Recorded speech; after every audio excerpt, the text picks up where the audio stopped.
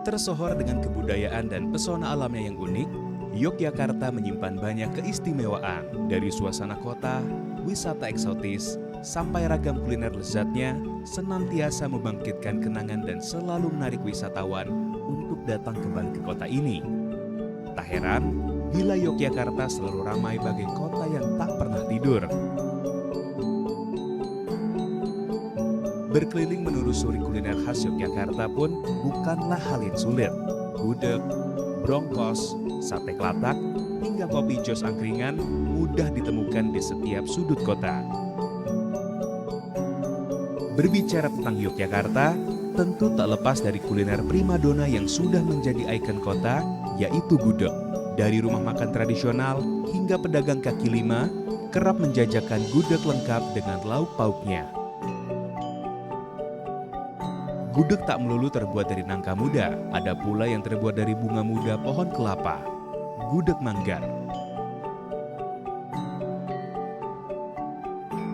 Membahas hidangan klasik khas Yogyakarta belum lengkap tanpa membahas kudapan, gatot, dan tiwul yang menjadi jajanan tradisionalnya.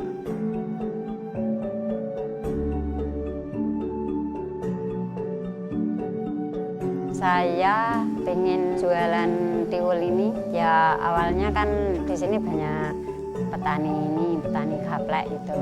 Terus sekarang pengennya buat oleh-oleh, buat cemilan. Kalau ada tamu itu disuguhin tiwul itu pada suka. Terus pengen jualan kayak gitu, ternyata laku sampai sekarang.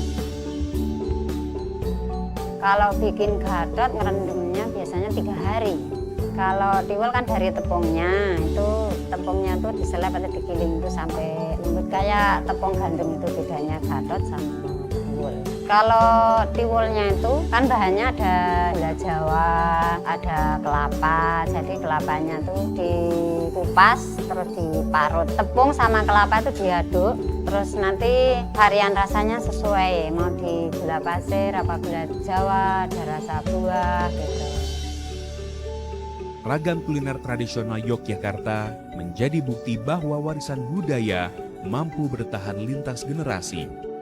Meski Yogyakarta mengalami transformasi layaknya kota besar di tanah air, namun suasana dan cita rasa asli kulinernya selalu meninggalkan kesan di hati.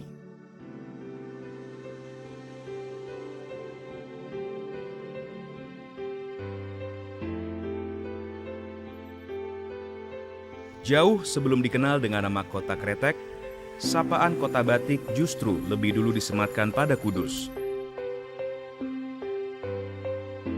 Sebagian besar masyarakat mengabdikan diri menjaga warisan leluhur mereka. Semakin berjalan, Kudus yang dewasa kini semakin rutin muncul di pikiran menjadi tempat berburu penganan. Bukan hal yang susah mencari kuliner lezat di sepanjang garis kota. Jenang, jangklong, garang asem, sego jangkrik, hingga opor sunggingan kerap jadi buruan. Lentok. Tahun 78 saya kan di Jakarta, Mas. Tukang batu. Balik ke Kudus tahun 90. Saya punya ide. Wah, cari godong. Kalau udah di daun, terus dibikin lontong. Udah habis lontong, terus digodok. Kalau 10 kilo itu 6 jam, udah selesai. Kalau biasa itu ya yang baik. Kalau yang murah-murah ya atos, nggak bisa kenyil-kenyil. Gitu.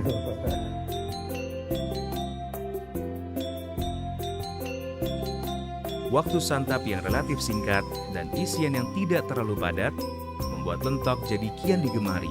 Bahkan hingga saat ini, kuahnya yang hangat harusnya bisa menjadi bahan bakar semangat. Menariknya, lentok bukanlah satu-satunya sajian yang kian nikmat disantap bersama kuah hangat. Dua di antaranya, nasi pindang dan soto kerbau.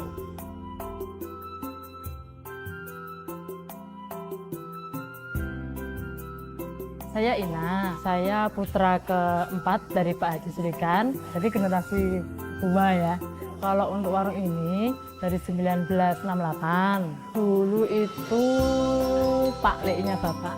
Nah, itu kan punya warung seperti ini. Kebetulan waktu Bapak masih bujang, Bapak itu ikut bantuin beliau. Setelah Bapak muda, Bapak pengen punya pekerjaan sendiri, akhirnya Bapak juga buka usaha seperti ini.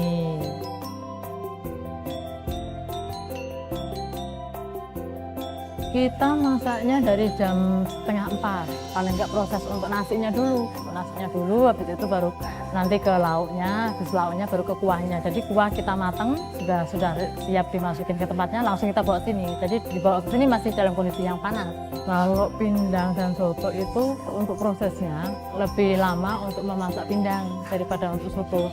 Karena kalau untuk pindang itu kan kita membutuhkan santan. Santan kita bagi dua antara santan yang encer sama yang masih kental gitu kan. Kalau soto kita bumbu kita goreng semua, misalnya kayak bawang putih, bawang merah utuh gitu kan, digoreng semua, nanti habis itu baru dihalusin, begitu dihalusin dimasukin ke kuah, ke kaldunya, setelah mateng kita saring, jadi ampasnya nggak masuk.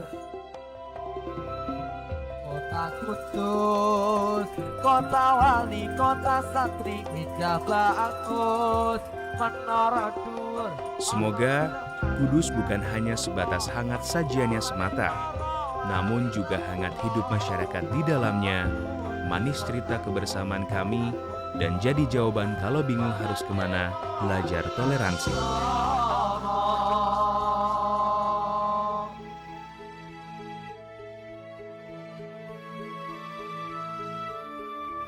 Kota Surakarta.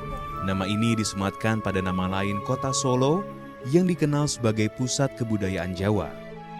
Tak heran jika Solo menjadi tempat yang tepat untuk bernostalgia sambil menikmati beragam wisata budaya, sejarah, dan kulinernya yang melegenda. Berbicara tentang kuliner Solo, pastinya tak lepas dari kuliner berbahan daging kambing yang mengiringi perjalanan kota Solo dan menjadi menu favorit yang kerap dicari pecinta kuliner tanah air, tengkleng dan sate buntel.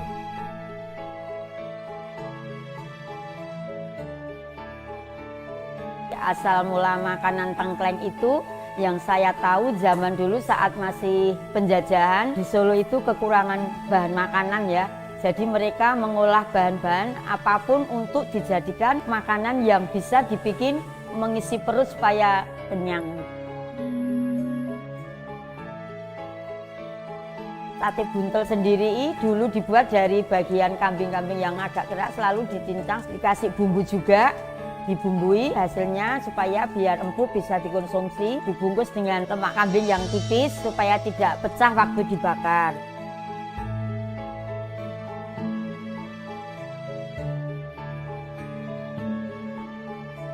Ya, harapan saya semoga kuliner khas Solo terus dilestarikan oleh generasi berikutnya, Mbak. Karena kuliner di Solo ini merupakan makanan legendaris lah. Jadi wajib kita jaga bersama-sama. Karena jadi salah satu kekayaan budaya kita. Kota Solo selalu menyimpan ragam tradisi dan kuliner yang otentik. Keramahan dan kehangatan masyarakatnya juga yang membuat Solo menjadi tempat yang nyaman untuk menjelajah kuliner klasik.